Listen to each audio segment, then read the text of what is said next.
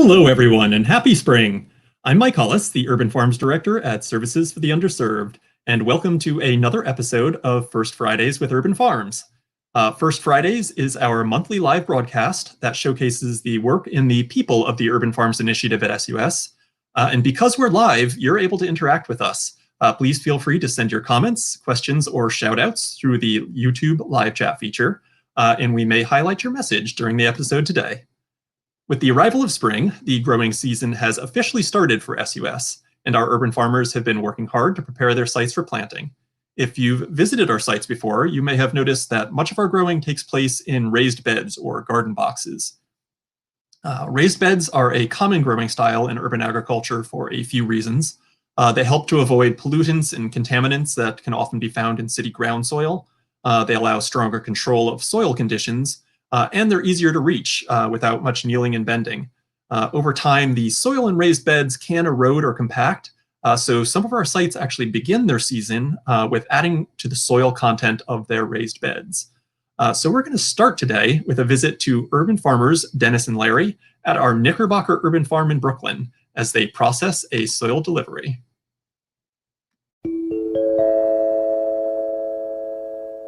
Welcome, I'm Dennis, working at 832 Knickerbocker Avenue, Urban Farms Garden, and springtime. So springtime means planting and gardening, and that's what we do here at 832 SUS Urban Farms.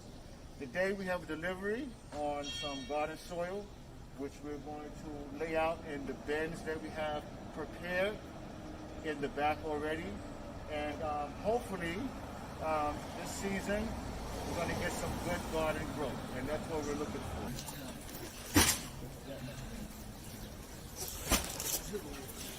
You got it done pretty quick, so. Yeah. See, I don't mind helping, man. See, it kills the ball. You know what? That's saying that you might have a green thumb somewhere deep down inside. Somewhere in my history, right? Yeah, you know. That's mad.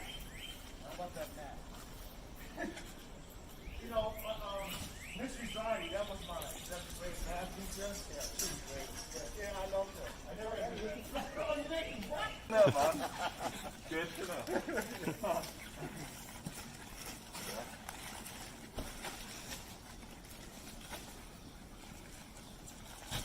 Okay, so we're going to distribute the soil to the different pots. And There, it should be in, I think in this bed, maybe on this side.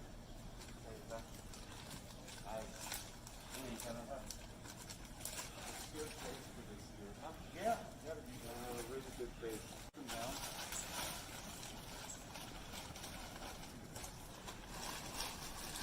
Right, we get the right tool, man. Get the right tool.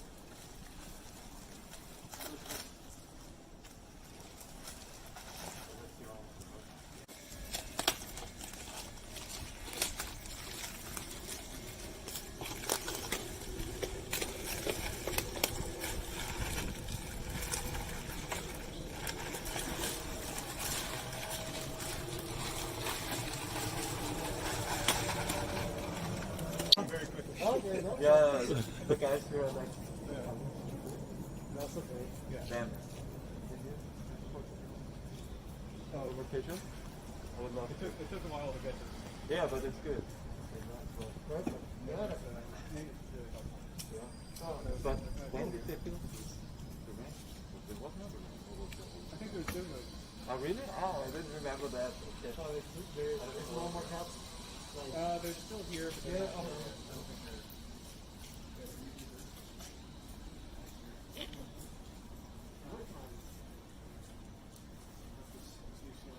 They was like a really bad season. No, they had a good season. Considering how difficult that season was, they were. So I'm glad They probably did better than anybody else. Okay, so I'm Dennis. I'm Larry, and we're at 832 Knickerbocker, again, Urban Farms. And as we said this morning, we're back and we installed and made our new soil down.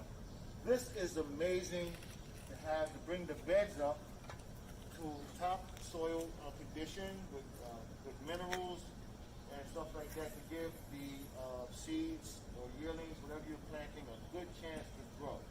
And it's also important to have good sunlight or whatever you're going to plant. Make sure that you know your weather conditions and things of that nature. Larry and I also took the opportunity this morning to just sort of clean around the beds itself from any weeds and things of that nature. It brings the beauty out, not just for the vegetable, but for your whole area. So with that, Larry, anything you'd like to say? No, that's pretty good. Okay, so we hope that you still stay COVID safe and enjoy your gardening experience. Thank you. Thank you, Dennis and Larry, for that great behind-the-scenes look at what some of our work looks like for our urban farmers this time of year. Whether it's soil, mulch, or compost, this is definitely the time of year that we're building some muscle with some heavy lifting. Those projects, as you saw, are very much a team effort. And as April celebrates National Volunteer Month, we thought it was a perfect time to chat about the important role of volunteers for urban farms. Whether it's helping us with processing bulk material deliveries, whether it's renovating or building new garden infrastructure, or if it's just providing some extra hands during our busiest months, volunteers have always been a key component of the Urban Farms Initiative. I'm actually very excited to be joined now by Minjung Park, the SUS Volunteer and Community Relations Manager, who is the person making those volunteer connections happen. Hello, Minjung. How are you? Hi, Mike. How are you doing? Not too bad at all. So, volunteer projects have been a regular feature of the Urban Farms experience. And in 2019, we actually had 26 volunteer days, almost a month worth of volunteer groups helping out during the growing season. Looking back over the years, I wanted to start out by asking if you have any volunteer projects or activities that you especially enjoyed working on. You know, I really like the ones where we continue to go throughout a season. For example, like 2019, we really worked on Chester and going back with different groups because I like to see how much has changed between the different, from March all the way through September, where we built in new sheds or the I can't think of what the thing is. The hoop house, yeah, yep. Yeah, Yeah. house, or at Fox Point in 2018, where we went several times, or Third Avenue, where we built or moved the trees and all those kinds of things, and seeing how it's changed from the season and going back and forth, because that's what I really enjoy, those kind of projects. Very fun. So last year was kind of an outlier with COVID-19 and New York pause. So it kind of changed the dynamic of volunteering, not just for SUS, but for organizations everywhere. SUS was able to host a few volunteer days with Urban Farms, though. And I'm wondering if you could tell us a bit about some of the ways the volunteer experience has changed to meet the challenge of COVID. I actually was talking to someone at New York Cares yesterday about like what our plans for the upcoming year, if things are opening up or not, because just like SUS, we have been on pause except for those 3 projects that we did during late summer through the fall, when I felt like New York was in a dip when it was going down the rates. And obviously Urban Farms projects was the one thing that, for volunteering wise, that we felt like we could do safely. You know, it was outdoors, people wearing masks, we have enough space that people can socially distance. And so those are the projects that we feel like we can start again this spring and summer. And people will feel safe, because that's the other part, is that I think a lot of people are not yet over some of the anxiety about being around others. And as vaccination rates are going up, I think that will hopefully change too. I know the first time I went on the subway and I thought about it, I was like, oh my God. And then you get used to it and everybody's wearing masks and socially distancing. So I feel like that's what's going to change over hopefully this summer as things start to open up more. So yeah, definitely nice. April celebrates not just National Volunteer Month, but also Earth Month, with the 51st anniversary of Earth Day on April 22nd. It has been a tradition to begin our seasonal volunteer activities with urban farms around Earth Day. So I'm wondering if you could tell our viewers what this Earth Month will look like for volunteerism. I think it's perfect for us also about Earth Week, because as you were saying, it's the start. Because I think when we first started working together, we tried a few projects in late March, early April, and just like can't predict today, the weather. right? There's a frost warning, and so I think we have used Earth Week as like this is the start of our season for at least volunteer wise, because I remember it was snow and we were trying to paint the boxes,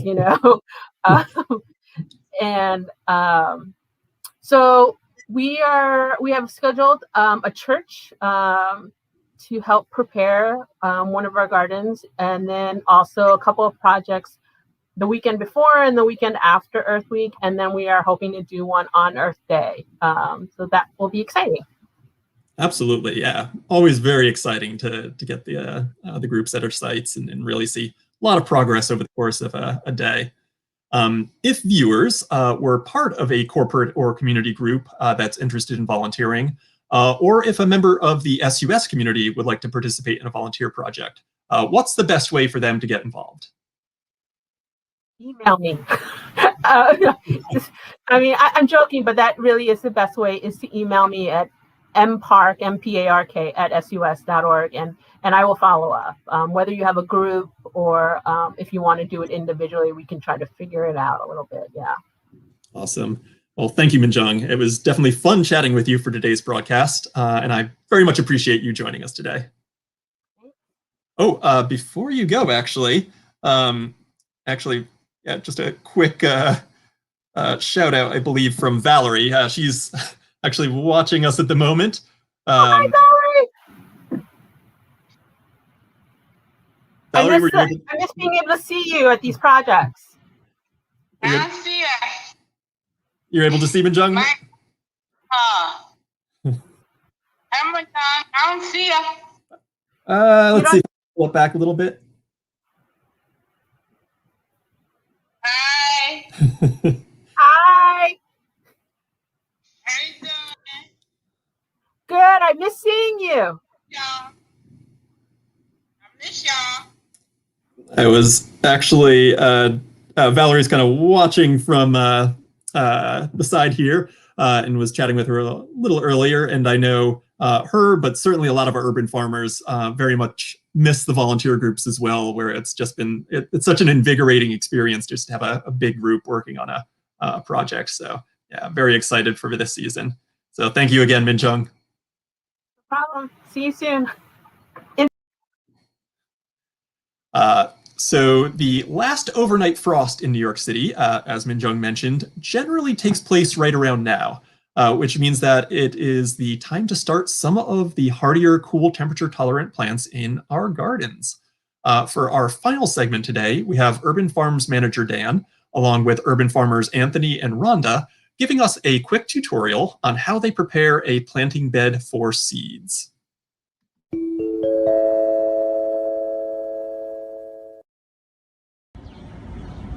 Hey everyone, it's Dan, Urban Farms Manager.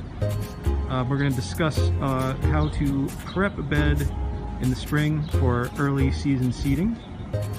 We're at the last frost period here, late March, early April.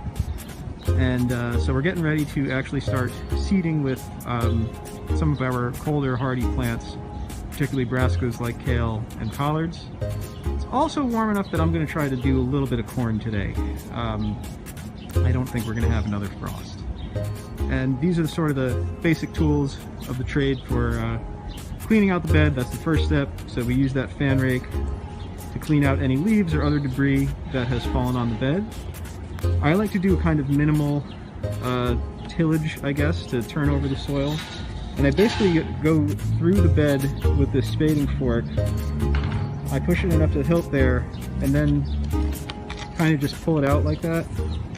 You see how it kind of grips up the soil for a few inches. And then I'll take the garden rake here.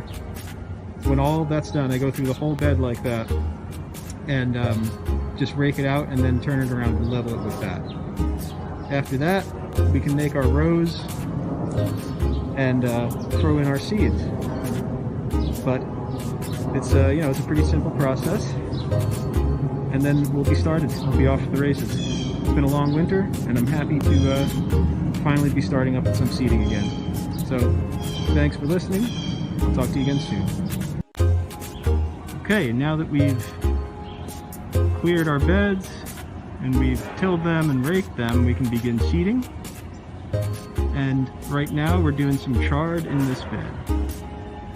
So we're doing those at about a 10-inch spacing, 1 or 2 seeds per hole, about ½ an inch deep. And that's a really good early season crop that can handle cold weather, can handle warm weather, kind of lasts all season. And we'll be doing that along with our other greens and possibly some other stuff as well. Today we're at the wick and we're digging up in the grass. We're going to start the season for new 2021. I hope this year is better than last year. I hope things grow right, and I hope we have a beautiful season this season. I'm digging up today in the dirt so I can plant my collard greens.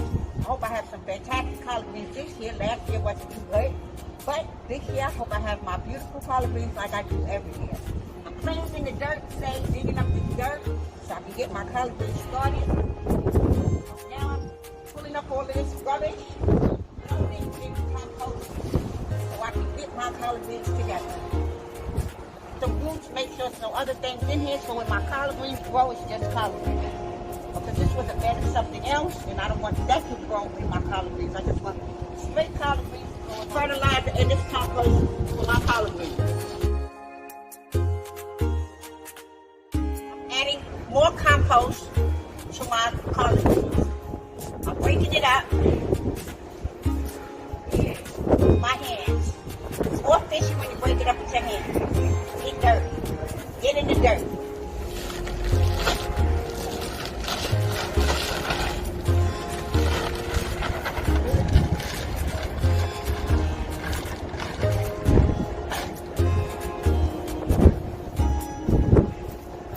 I'm going to water the dirt before I put my seeds in. Ready?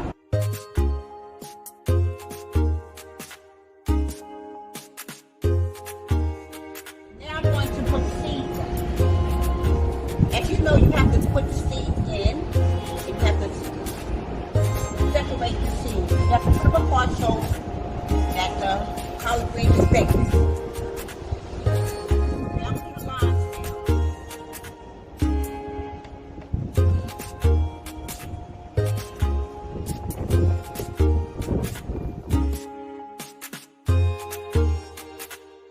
And this is how we start the season. The next time you see me, I hope to be planting more of my things in my garden, and I hope to see my collard greens blooming.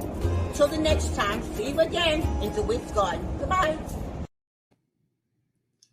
Thank you to Dan, Anthony, and Rhonda for that great information. And thank you as well to Wilfredo and Maria for some of the filming and editing on that video.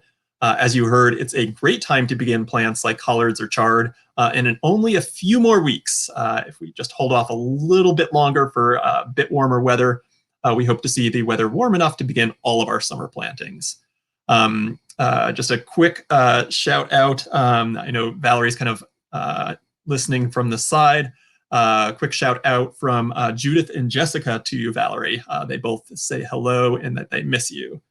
And then also want to reiterate Judith's message. If you're enjoying kind of checking out what Urban Farms is doing or seeing the urban farmers in action, subscribe to our channel. Like the video, please feel free to share. We're doing these live videos every month on the first Friday of the month. And we actually have Rhonda watching right now. Hello, Rhonda. But yeah, we do these live videos every month, but also post other videos throughout the month that could include everything from cooking tutorials to different gardening and horticulture tutorials. So yeah, check us out and subscribe if it's something that interests you. We'll be excited to continue bringing updates from our gardens and from our urban farmers throughout the season. But for now, thank you for joining today's broadcast. Definitely wish you a happy Earth Month. Please stay safe, and we look forward to seeing you again for next month's episode. Take care, everyone. Bye.